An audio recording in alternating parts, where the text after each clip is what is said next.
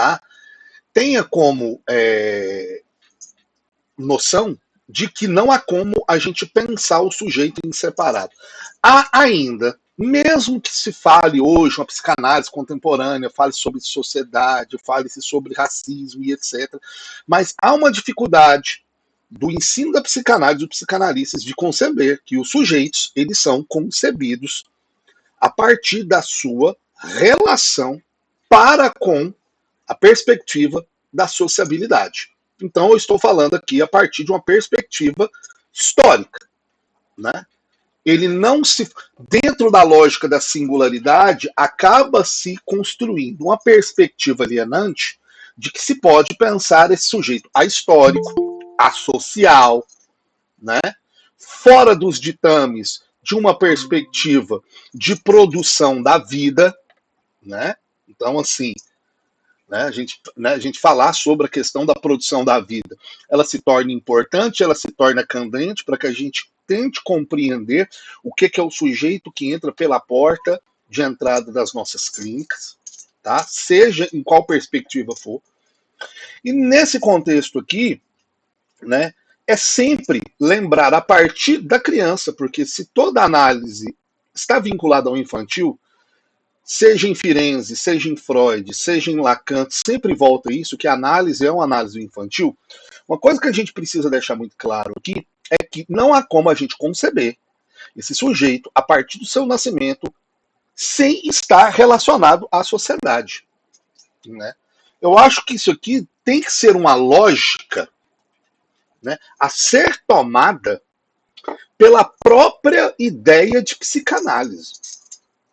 Não há como você entender o sujeito fora do seu processo de construção, tá, a partir de uma sociabilidade. Não há como. Não há como. Cada sujeito que a gente atende a singularidade, sim, isso não tem. Mas cada sujeito em sua singularidade, ele é um fragmento de uma totalidade.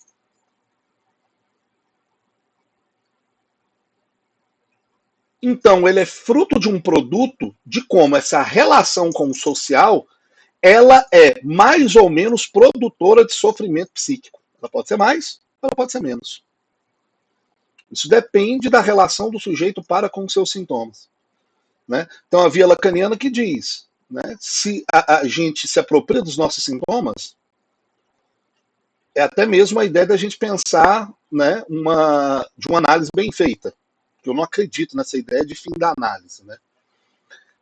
Não é que eu não acredito, eu não tenho como crença, né? Para mim não há comprovação metodológica histórica de que uma análise se finda. Enquanto o sujeito ele viver, ele é um sujeito passível de estar construindo, para mais ou para menos, uma perspectiva de sofrimento, né? Dentro dessa perspectiva, então, a sociedade exerce sobre as pulsões primitivas uma ação contínua, limitadora, modificadora e aceleradora. Então, a gente sabe que o meio, ele é produtor de algo. Faço uma defesa aqui de que, dentro do capitalismo, né, o próprio modo de produção, ele é um produtor em si de sofrimento. O capitalismo, ele é um produtor de sofrimento psíquico. Haja vista que se a gente pega a partir de uma leitura marx-engeliana, eles deixam muito claro. Se há algo que o capitalismo faz com as pessoas, com os sujeitos, é que ele tem como princípio, isso não é um capitalismo bonzinho, é um capitalismo mau, é do capitalismo, um processo de desumanização. Desumanização. E esse processo de desumanização ele pode ser pela via de uma sociedade disciplinadora, como é uma sociedade industrial, como Foucault ele nos ensina, ou como nós estamos hoje, que é uma sociedade da performance. A gente não precisa mais do gerente, a gente não precisa mais do patrão para estar nos explorando. Nós mesmos nos tornamos os gestores, os autogestores da exploração do modo de produção capitalista. Pela performance, a produtividade, etc, etc e etc. Tudo bem? E quando a gente está falando dessa produtividade, não é só no trabalho, não, tá, gente? Não é só no trabalho, não. Percebam num show a quantidade de pessoas que estão desesperadas, elas estão num show. Ontem eu estava vendo isso. Ontem, na verdade, eu nem vi um show. Ontem eu vi um espetáculo, né? Foi o espetáculo do Emicida. E o Emicida ontem aqui recebeu o Mano Brown no show dele. O Mano Brown era o convidado dele. Coisa linda, coisa maravilhosa. Era impressionante a quantidade de celulares tentando captar o show. Para quê? Não vai ficar uma boa imagem. Você quer ver a imagem? Depois, sei lá, vê no YouTube, compra o DVD, sei lá, e etc. Mas aquele desespero, e as pessoas elas não estavam ali focadas no quê? No espetáculo. Há uma necessidade. Ontem até um colega meu estava falando sobre a companheira dele, ele falou, Rodrigo, ela foi para a África do Sul, no segundo dia, ela já estava me mostrando 520 fotos. Eu fui e perguntei para ela que hora que ela aproveitou desses 2 dias da viagem. Tá vendo onde é que está essa produtividade? Né? Produtividade na alimentação. Hoje ninguém mais come arroz, feijão, aquela coisa, né?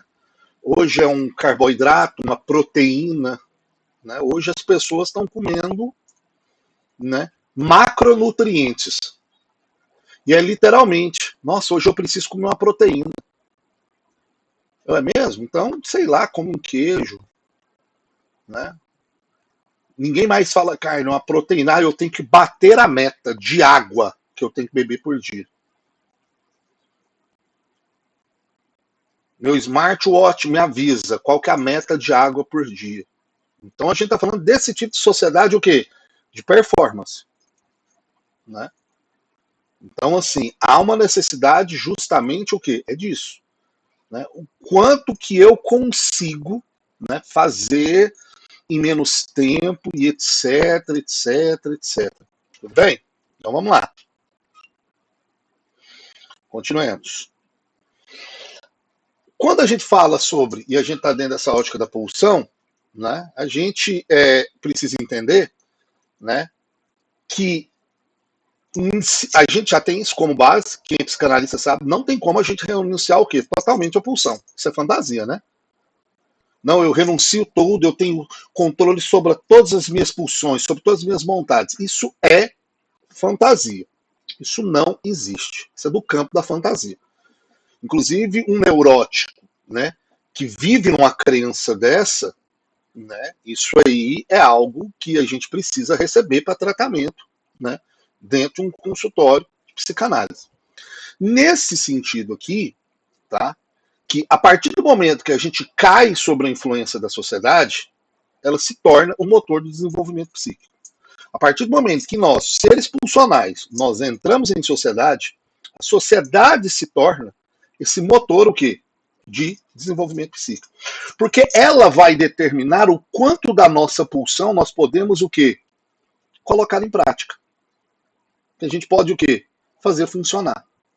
E como nós já vimos aqui, que colocar, né, a pulsão em prática é algo muito vinculado, né, à classe social onde é que você pertence.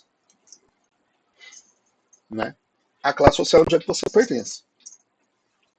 Dentro desse contexto aqui, a gente precisa entender que aqui o Reich está fazendo uma crítica muito interessante, porque é uma crítica ao filósofo Kant, mas aqui ele tem como base como que a psicanálise naquele momento ela estava sendo vista pelos psicanalistas. E aqui ele está deixando uma coisa muito clara, que é o seguinte: a psicanálise remete toda a ética humana para influências da educação e recusa assim a admitir um caráter metafísico da própria moral. Ele queria dizer uma coisa muito clara, que isso já era perceptível. Inclusive, uma grande crítica que o Lacan faz futuramente é justamente sobre isso, de que existe uma naturalidade do que é bem e o mal, o que é certo e o que é errado, o que é permitido, o que não é permitido. Não existe.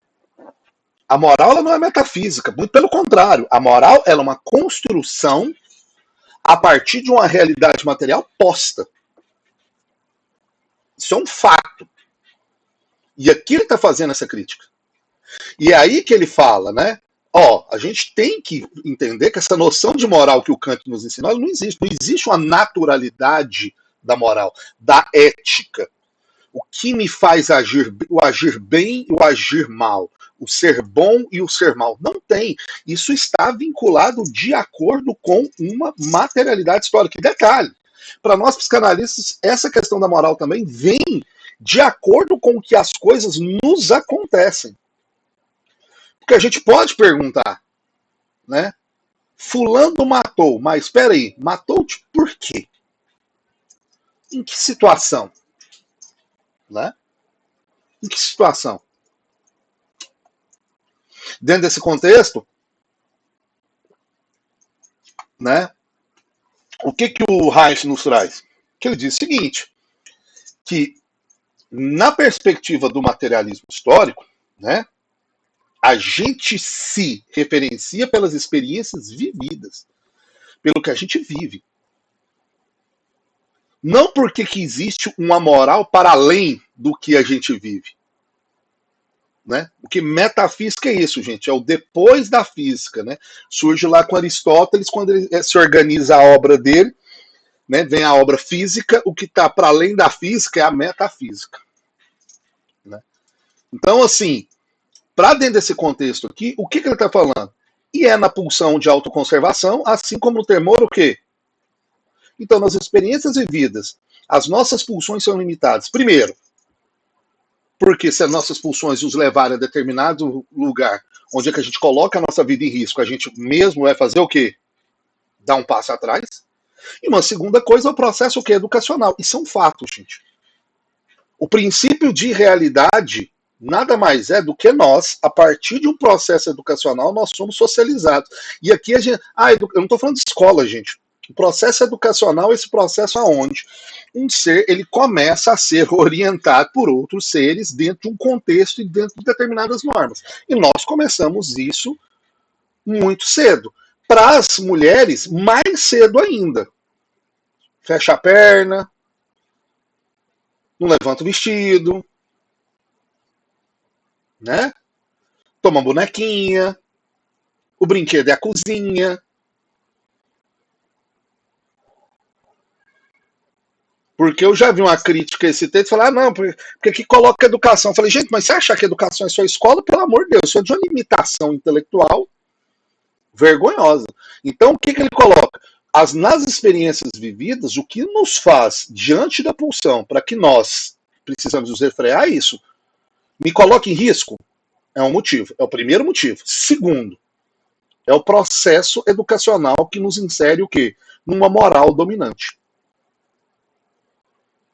E é aí que ele volta a Freud e ele fala. Quando Freud fala de uma moral inconsciente, né? Ou seja, aqui a gente poderia jogar na perspectiva do desejo de Lacan, que é aquilo que nos escapa, né? Que mesmo com todo esse princípio, né, civilizatório, isso vai nos escapar. Junto com uma moral que é inconsciente, há também esse sentimento inconsciente o quê? De culpa, do porquê que eu sinto isso. Né?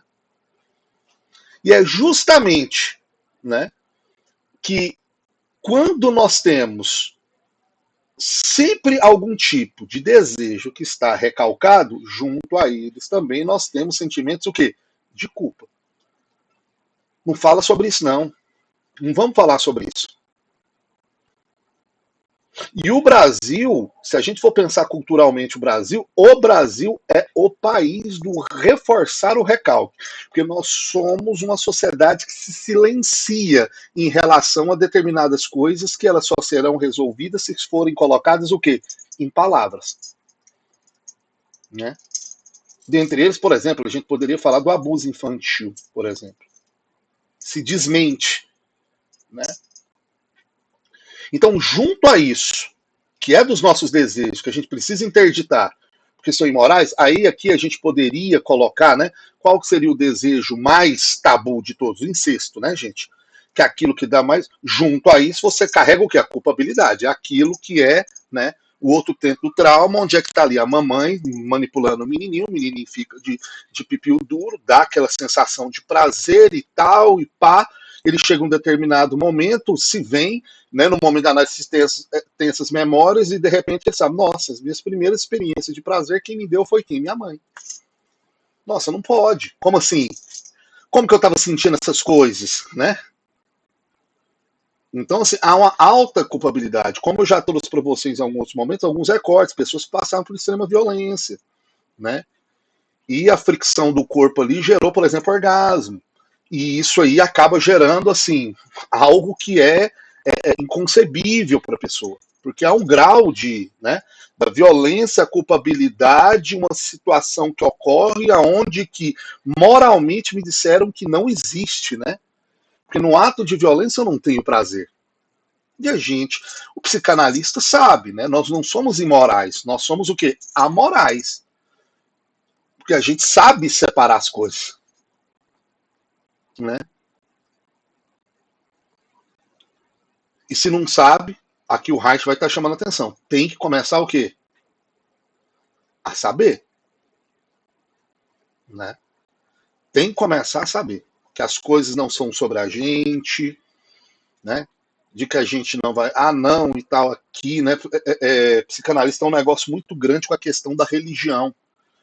Tudo quando você vai fazer uma supervisão de um analista e ele está atendendo uma pessoa que é assumidamente religiosa, tudo que ela está sofrendo tem que estar relacionado a algum tipo de religião. Inclusive, um dia eu tive que fazer uma intervenção com o supervisionando, foi desse jeito. Eu falei, você está tendo problema de atender uma pessoa religiosa?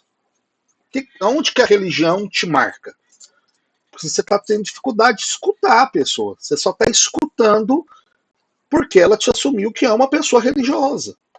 Todos os males, você só escuta que todos os males que ela está ali, todas as queixas que ela traz, é a religião que está produzindo. E aí? Como é que é isso? Porque se fosse assim, então, quem não tem religião deveria estar o quê? Tranquilo, curado, sem sofrimento, sem recalque, não é? Então, assim, cuidado, tá, gente? Cuidado. Cuidado com isso, porque tá? Isso pode sujar a sua escuta. Então vamos lá. E é aqui que ele está falando, muito pelo contrário. A psicanálise destrói radicalmente e cientificamente essa crença, negando a filosofia e o direito de discutir o quê? A moral. Porque a gente não fica discutindo a moral, a gente literalmente escuta a partir de uma realidade o quê? Vivida. Né? Uma mulher, na metade do século XIX, ela poderia dizer que as vergonhas dela estavam à mostra, era o tornozelo dela. Hoje em dia, isso não vai fazer mais sentido, né? A gente pode voltar à própria lógica que o Reich chamou atenção, que é um fragmento de um dos sonhos que o Freud narra na interpretação dos sonhos, em que a mulher sonha com um zeppelin. E o Freud ele vincula o zeppelin a uma questão de um falo.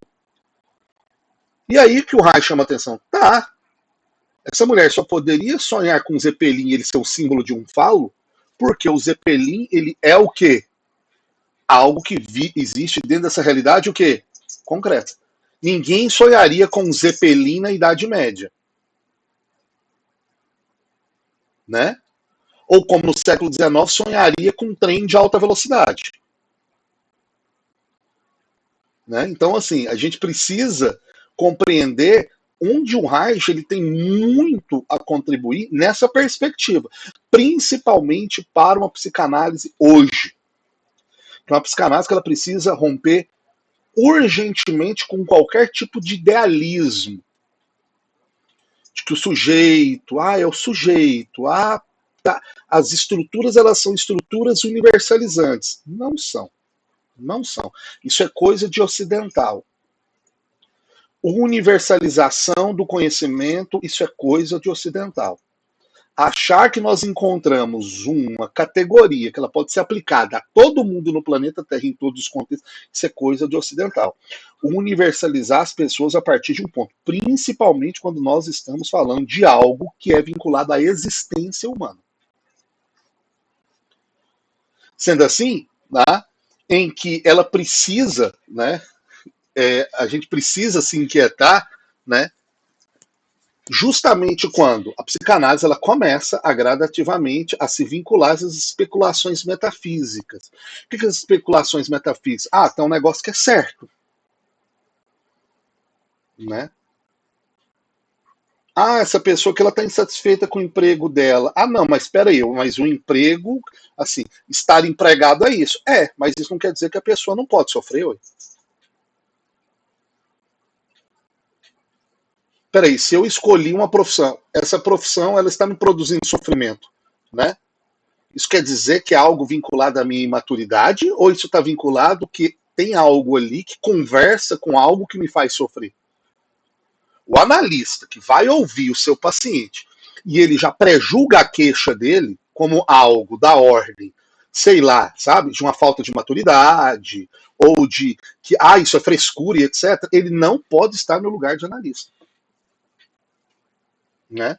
Ele não pode estar no lugar de analista.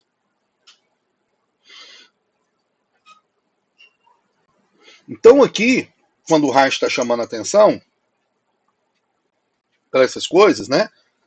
É aí que ele chama a atenção. A questão, a natureza material das questões, elas não podem ser colocadas de lado. Elas não podem ser pensadas de lado. E é aí que ele já traz para essa discussão algo extremamente interessante, que é como que nós nos relacionamos com o mundo? A partir de uma noção sensorial, sim ou não? Cheiro, visão, audição, pele, toque, tal, que não sei o que. Isso o Reich está trazendo como algo que deve ser levado em conta. Chega alguém e fala, nossa, fulano de tal me tocou. Ah, tem a pessoa amada. Nossa, hoje ele vai me tocar como sempre ele me toca. Já senti de um outro jeito.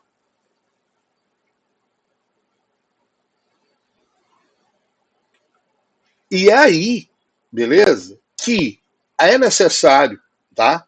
E quando ele faz uma conversa com Freud, que esse eu, que somos nós, né, o eu, né, ele deriva literalmente de influências de excitações materiais sobre o aparelho que das pulsões.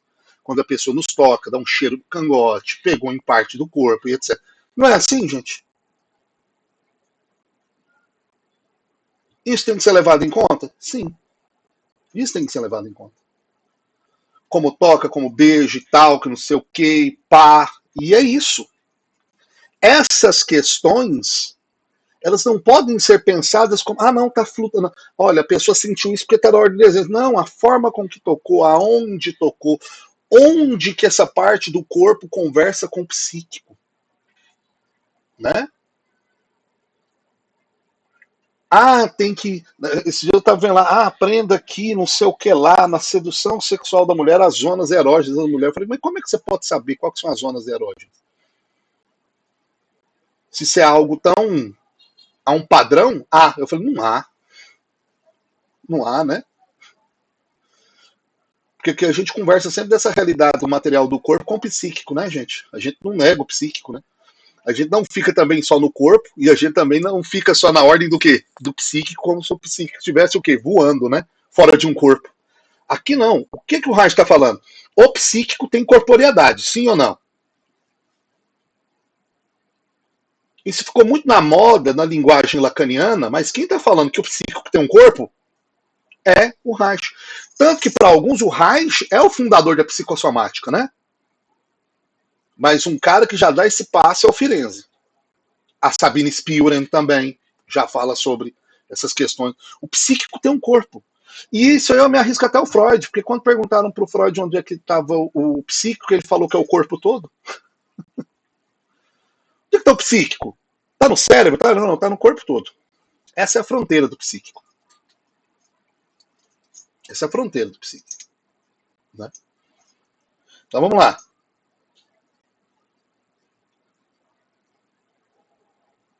E é aí que a gente precisa entender que lidar com o sofrimento psíquico, com o sujeito dentro da clínica, com o sujeito na análise, é lidar com o sujeito que ele é corpo biológico, fisiológico, sim ou não? mas é também esse corpo biológico, fisiológico. Você toca, deixa molhado, você toca, deixa entumecido, mas há uma relação com o quê? Com o social, sim ou não? Não é? Vamos lá, quer ver? Vamos pegar um caso aqui. Até o final do século XIX, sodomia era crime, né? E aqui no Brasil, porque a Inquisição aqui no Brasil até, né, funcionou um pouco mais, era considerado crime, a sodomia. O que seria a sodomia? Foi popularizado que a sodomia estaria vinculada a relações sexuais homossexuais. É também. Mas sodomia era todo tipo de relação sexual que estivesse fora de uma normatividade para a reprodução. Sexo com orgasmo era considerado sodomia. Qualquer pessoa que fosse denunciada porque em núpcias a mulher ou o homem gemeu e tal, ou seja, aquilo ali demonstrando prazer, isso é sodomia. Sodomia também é a prática do sexo anal, independente se é homem ou mulher.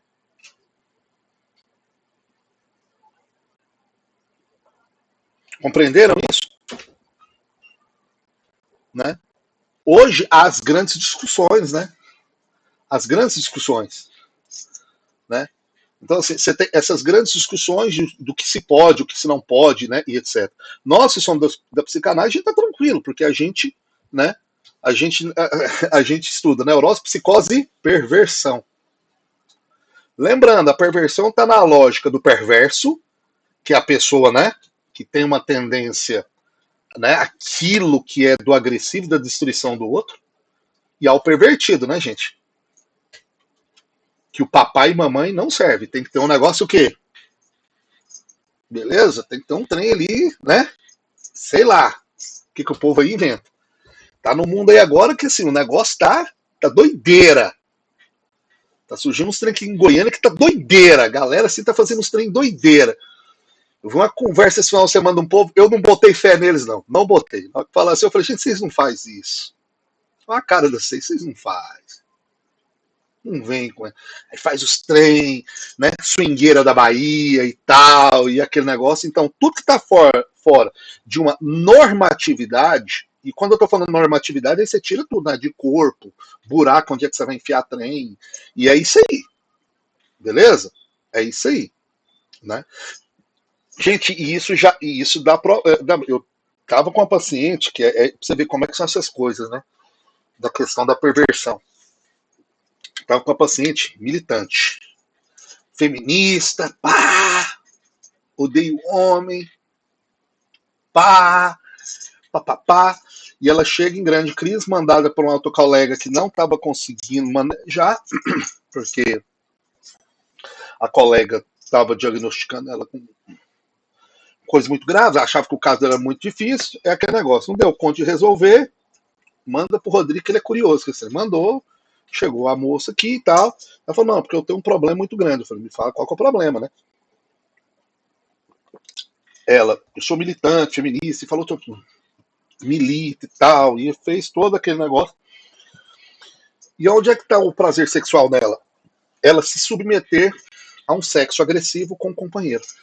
Ela gostava de tomar tapa na cara, e os negócios tudo. E ela estava em crise porque isso entrava completamente em choque com tudo que ela pregava. Por quê? Porque começou dentro da militância, uma militância de literalmente moralizar a relação sexual. De que é isso aqui? Coloca, olha a violência, olha a música do funk e tal. E ela, fazer, eu só consigo. E ela, eu não estou conseguindo mais lidar com isso.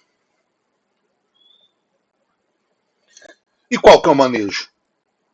O manejo é para que ela compreenda que o prazer sexual ela está para além das fronteiras moralizantes de uma militância política. Que ela pode sim, se ela consente e ela gosta de se colocar num lugar masoquista, isso não tem nada a ver dela estar fazendo uma militância de que uma mulher precisa apanhar. Uma coisa, outra coisa, o quê? É outra coisa. Né? O tapa, credo, que delícia, é uma coisa. tapa que é para violência de opressão. Você vê, gente, vocês viram o quanto que a questão da moralização, por isso que a gente tem, por isso que eu falo, o psicanalista é a moral, vocês perceberem que não é só a gente ficar apontando para as tiazinhas da igreja, não, tá? A militância cirandeira tá moralizando a coisa de uma maneira que, assim, que é loucura. Igual, por exemplo, não há uma brecha para perversão, gente. Isso, se tem uma coisa que a gente aprende com Freud, né? É que, né, a sexualidade, ela é algo que, né, que ela é extremamente ampla, sim ou não? Né, na escolha do objeto, a maneira com que se vai fazer e etc. Então, assim, era problemático. Fazer esse manejo foi problemático. Ela teve que chegar à conclusão que, nossa, ela, isso que é lindo, ela, nossa, eu estou militando em cima do meu prazer, né? Aí eu falei, pois é, né? Tem que libertar o prazer, né, do moralismo, né? E porque sempre essas pessoas, né, que se colocam como progressistas, elas se veem extremamente, né? Não sou da moral dos bons costumes. Ô, gente, lê do engano. Lê do engano. Olha pra você ver, gera sofrimento, né? Então vamos lá. Então aqui, quando a gente fala sobre esse biológico e social, o Reich, como a própria psicanálise, psicanalista não acredita em livre-arbítrio, né, gente? A gente não acredita em livre-arbítrio. Concorda? A psicanálise não acredita em livre-arbítrio. Não existe livre-arbítrio. Todas as nossas escolhas estariam o quê? Vinculadas a alguma coisa ao inconsciente, sim ou não? Não há um livre-arbítrio. Sabe o que é o fato interessante? Marx e Engels falam isso muito antes. Marx e Engels, inclusive o Engels, ele tem uma fala que é: o livre-arbítrio não é mais do que uma aptidão para poder decidir com conhecimento de causa. Ou seja, nós só escolhemos diante de algo que a gente conhece. De algo, de uma coisa que já foi colocada. Vou beijar essa boca, sim ou não? Vou para esse date, sim ou não? Você está vendo onde é que a nossa liberdade ela é restrita à nossa o quê? Vivência, sim ou não? Será que agora nas férias de julho vocês estão fazendo um planejamento que eu vou para Paris ou eu vou para a China? Não tá. Isso depende da quantidade de dinheiro que você tem na conta, sim ou não? Então o seu livre-arbítrio ele está bem limitado a um quê? A algo que já está causal para você. Dinheiro, tempo, relação, etc, etc, etc. O Engels, ele fala assim, ó, gente, livre-arbítrio, tá, pode ter, mas isso é só em relação ao que você vive. Você escolhe de acordo com o seu limite da vida. Né? E nós aqui precisamos entender, né, que psicanalista, a gente não trabalha muito com essa ideia do livre-arbítrio. Né? Quando a pessoa chega, não, eu escolho o que eu quero, né? Eu escolhi isso. Tá certo, você escolheu dentro de um prisma da sua existência, consciente e inconsciente. Então vamos lá. Naturalmente, esse não é ainda o livre-arbítrio no sentido que entende os metafísicos. Porque os metafísicos aqui, gente, ele também está fazendo aqui já, dando aquela alfinetada nos religiosos, ok? O Reich, como o Freud, ele era extremamente antirreligioso. Lembrem-se, o Freud ele não era só ateu. O Freud ele era antirreligioso. Você já viu que os escritos dele, sempre quando ele pode atacar a religião e falar que a religião é algo inferior, ele está deixando isso muito claro. Ok? Então, ele sempre vai estar o quê? Limitado pelas exigências das necessidades o quê? Naturais.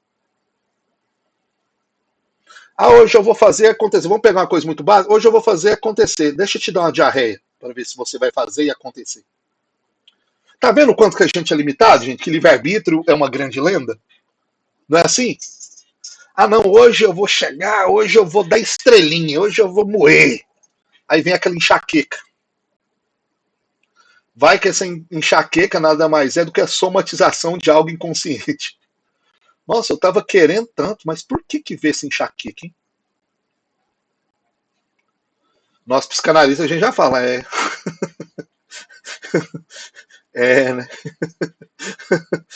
O que será aí, né? Que culpa é essa, né?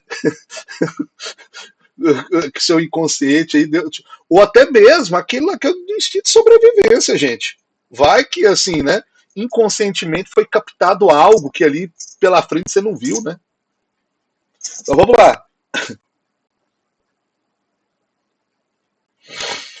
E aí, né? Que dessas condições aí, que é onde é que surge o eu? Onde que o eu entra, né? Se nós somos eu, isso e super eu, a gente tem que entender o seguinte: quando a gente fala, né, resulta que o eu em parte e o super eu inteiramente englobam no seu conteúdo concreto questões que dizem respeito à vida o quê? Social. Há dúvida sobre isso? Não, não há dúvida sobre isso. Não pode ter, o psicanalista não pode ter dúvida sobre isso. Que a relação eu e super eu são as duas instâncias que está falando sobre a nossa relação com a vida o quê? Social. E como que essa relação nossa com a vida social, ela é produtora de questões o quê? Psíquicas e inconscientes. Tudo bem? Seja de um grito que um pai deu com uma criança e aquele grito gerou uma descarga de libido que ele não deu conta de sintetizar, que a gente chama de trauma, não é assim? Né? Ou ali, em uma determinada fase da vida, aquela, né, manipulação da mãe com o filho, do pai com o filho com o corpo da criança, e aquilo ali também gerou uma descarga o quê? De prazer muito grande. Entenderam? Isso está tudo vinculado a uma relação do eu e do super-eu, que inteiramente, que o super-eu é completamente a sociabilidade da nossa vida social. Então você está querendo dizer o quê? Simples, vamos imaginar. Imaginemos que o incesto não fosse algo tabu. A gente estaria colocando o incesto aqui como exemplo?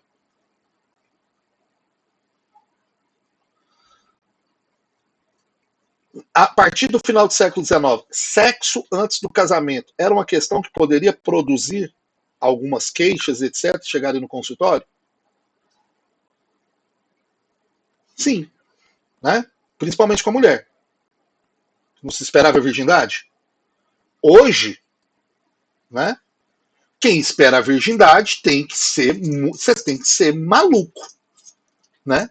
Você tem que ser maluco. Ou você tá lá, você foi criado dentro da igreja, ou você é um maluco red pill.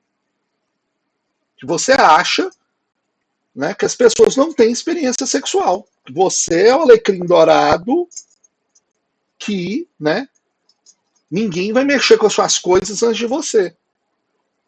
Pelo contrário, hoje a grande queixa é quando não há atividade sexual, né, gente? Hoje, já o que isso eu já coloquei para vocês, né? Parece que quanto mais o tempo passa, a gente chegou no século XXI, se fala menos de sonho e menos de sexo. Mas isso aí já é um sinal, né? Já referendado pelas pesquisas. As pessoas andam transando o quê? Menos, né? Muito menos. Dia dos Namorados. Gente, é patético o ambiental do Dia dos Namorados. As pessoas problematizando o Dia dos Namorados porque não tem um dengo do lado. A pessoa vai problematizar, é uma data criada pelo pai do Dória. Eu falei, gente, foda-se. Infelizmente você está aí sozinho, deixa o povo comemorar a data do pai do Dória. Tá tudo bem, tá tudo sossegado. É algo que se tornou uma prática cultural nossa, né? Não é assim? Aí essa mesma pessoa que está problematizando isso é aquela que quer defender o Halloween no Brasil. É a mesma pessoa. Né? Ah, não, a gente quer Halloween no Brasil. Eu falei, não, se virar uma prática, a gente adapta a ela. Né? E é aí que é o fato interessante. Né? Esse processo do eu e do super-eu, ele engloba também a moral sexual. E é isso que a gente acabou de falar, sim ou não? A moral sexual é ideológica, gente. Né? E olha o que o Reich está falando aqui na parte 34. Esse processo vale para a moral sexual como vale para a ideologia sacrossanta da propriedade dos meios de produção. Uma mulher no final do século XIX, uma mulher virgem, era uma mulher que valia a pena você investir, sim ou não? Era isso que a moral burguesa ela prega. Já que você vai receber essa propriedade do pai, que é a mulher, né, para que você possa se utilizar do corpo e do útero dela, não só sexualmente, mas também para a reprodução da sua classe social, você tem que fazer o quê? Você tem que pegar um produto novinho, sim ou não? Olha a comparação que esse cara está falando. Aliás, varia também com a posição do indivíduo no processo o quê? De produção. E aqui que ele coloca algo que é muito interessante, né? As mulheres trabalhadoras, o número de mulheres trabalhadoras virgem quando casamento, ela era bem menor do que as burguesas.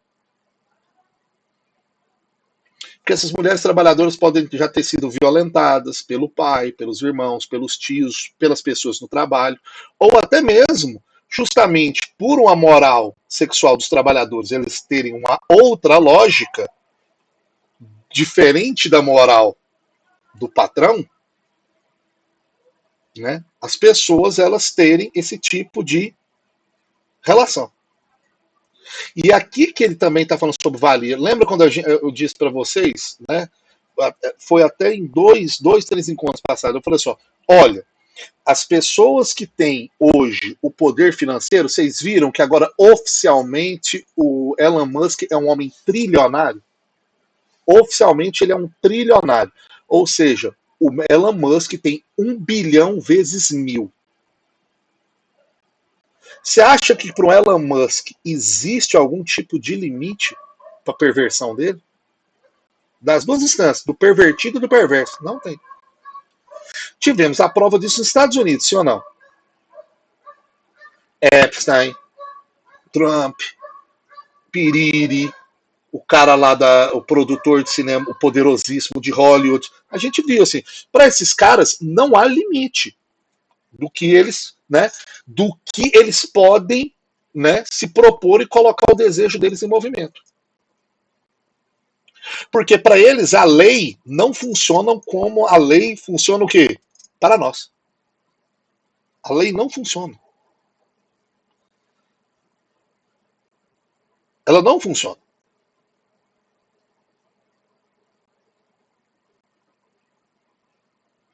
Então, dentro desse contexto aqui, há uma variação, e é aí que o Reich está acertando de novo, que ele fala, ó, gente, quando a gente vai falar de moral sexual dos patrões, não tem nada a ver com a moral sexual de quem? Dos trabalhadores. E aí tem um debate interessante da Kollontai, na Segunda Internacional, quando ela reivindica na Segunda Internacional sobre a questão das mulheres. Na Segunda Internacional, que é a Internacional Comunista, fala, peraí, por que a questão das mulheres... E ela cobra isso do Lenin. Ela cobra do Lenin, publicamente. E aí é quando o Lenin começa nos discursos dele falar trabalhadores e trabalhadoras. E ele insere. Aí, opa, tem uma questão aqui que a trabalhadora é diferente do trabalhador. E aí que ele fala, não haverá revolução enquanto a última mulher do mundo não tiver sido libertada do trabalho doméstico. Eu falava com o senhor que se tiver uma mulher ainda submetida ao trabalho doméstico, a revolução não vai vir. Mas é aí que tem um debate da Kollontai que é muito interessante, que ela desce o porrete nas feministas pequeno-burguesas, que já falavam de liberdade sexual. Ela fala, engraçado, né? Movimento feminista liberal e adora falar sobre liberdade do corpo, liberdade sexual. Nossa, para as mulheres trabalhadoras, essa liberdade nunca foi uma escolha. Nós nunca tivemos uma escolha das nossas experiências sexuais. Elas sempre nos foram impostas. Seja pela moral, seja pela violência. No trabalho, em casa, pelos patrões. Porque ela vai nomear quantas trabalhadoras domésticas que são assediadas, quantas trabalhadoras domésticas, quantas trabalhadoras nas fábricas. Gente, a gente fala sobre isso hoje, sobre assédio sexual hoje, em 2026. Para vocês verem o quanto quando a gente fala sobre liberdade sexual, isso depende de quem está o quê? E tanto que é igual como meu aluno. O dia que ele chega, ele fala publicamente que ele quer se guardar para o casamento. Um aluno, um homem. Os olhares eram todos de condenação. E aí que eu fui e levantei. Eu falei, nossa, gente, que bonita, hein? A galera aí, cirandeira, hein? Liberdade sexual é só para fazer? Quem escolhe não fazer, isso não é liberdade também, não? Eu falei, é muito fácil, hein?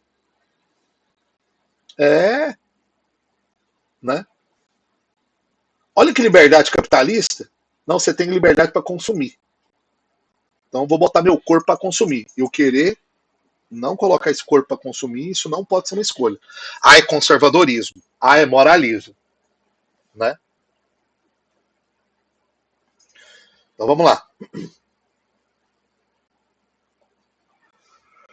E para a gente finalizar, para a gente entrar agora no nosso próximo encontro, no capítulo 2, né? E mais ainda, o próprio fato de poder surgir um complexo de Édipo é imputável à estrutura particular da família. Olha o que esse cara está falando. Não é qualquer família que essa ideia de complexo de Édipo ela vai o quê? Se encaixar. Sabe por que o Reich está falando sobre isso? Sabe o que o Reich criou na Alemanha? A política sexual.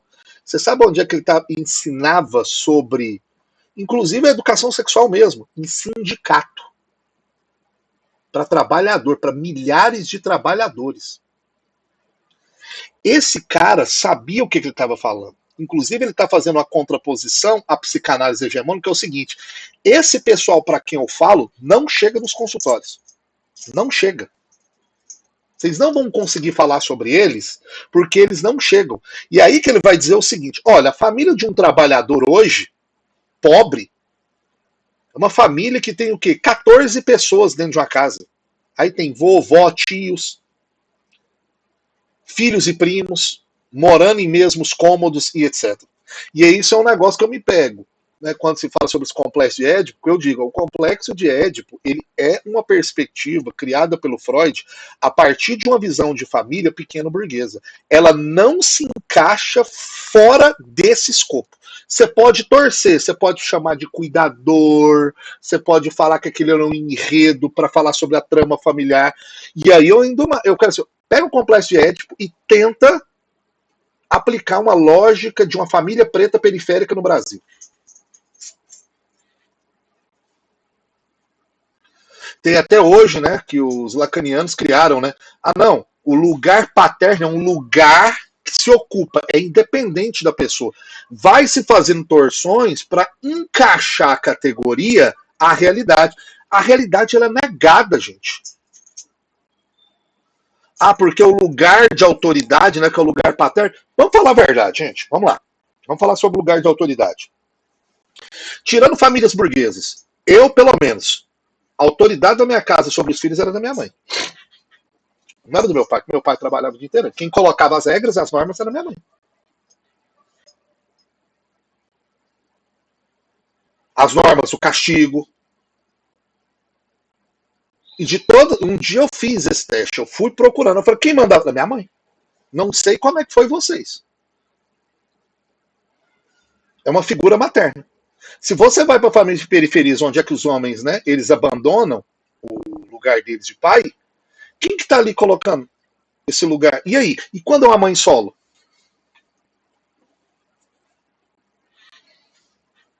Quando é uma mãe solo?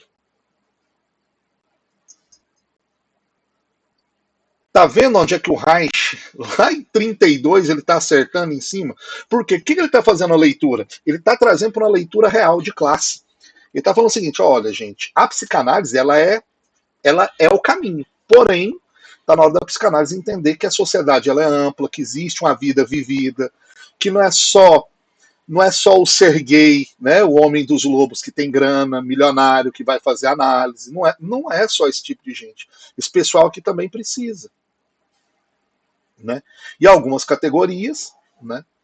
Então vamos lá, é imputável a estrutura particular da família e determinada por quem? Pela sociedade. Psicanálise dentro da África, a galera já chega, mas como assim esse negócio do Édipo aí? Como é que é? Hã? Como é que a gente aplica isso às organizações familiares dos povos originários? Onde é que o cuidado da criança é do grupo. Não existe essa noção de mãe, pai. Nasce uma criança, o grupo tem uma função. Determinados grupos, a criança até determinada idade chama todas as mulheres de mãe e todos os homens o quê? De pai. Tendo na mãe a figura de quê? De autoridade. Como é que joga? Você entendeu isso? Olha o que esse cara tá trazendo. Ó, gente, a gente tá com categorias aqui que se aplicam à família bonitinha, mamãe, papai, na casinha, filhinhos, né? Que era onde a família do Freud, né? Família pequena burguesa, médico, mulherzinhas, filhinhas, né? Papapá. Ele tá falando, não, a família de um trabalhador pobre numa fábrica da Inglaterra não é assim. Nas favelas inglesas, né? Que hoje o povo já fala. Não é assim. Compreenderam? Terminamos por aqui hoje. Próximo encontro, nós já entraremos no capítulo 2, tá? Nós nos encontramos dia 29 de junho. Não tem feriado, né? Não, tem não. Jogo da Copa. Tem que ver se tem jogo da Copa do Brasil. Se tiver jogo da Copa do Brasil, O próximo jogo eu acho que é dia 19 agora, né? é dia Ah, não, 19 tem jogo dia 29. Tem jogo dia 29. do Brasil. Peraí, eu vou. Eu acho que é dia 24, não?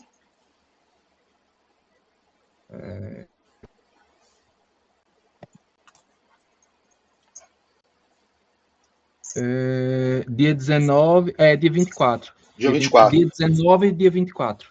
Por que, que eu já sei disso? Porque dia 24, dia 27 tem o show do Xande de Pilares, no lugar onde é que estão os jogos da Copa. Né? Não, dia 24 tem o show do Xande de Pilares, eu estarei lá. Né? Porque Tá Xande de pronto. Pilares merece a minha presença, porra, samba do bom. Né? Beleza? Então, dia 29 Beleza. a gente se vê. Tudo bem? Beleza. Já entramos no capítulo 2. Né? Tchau, tchau, gente. Um abraço.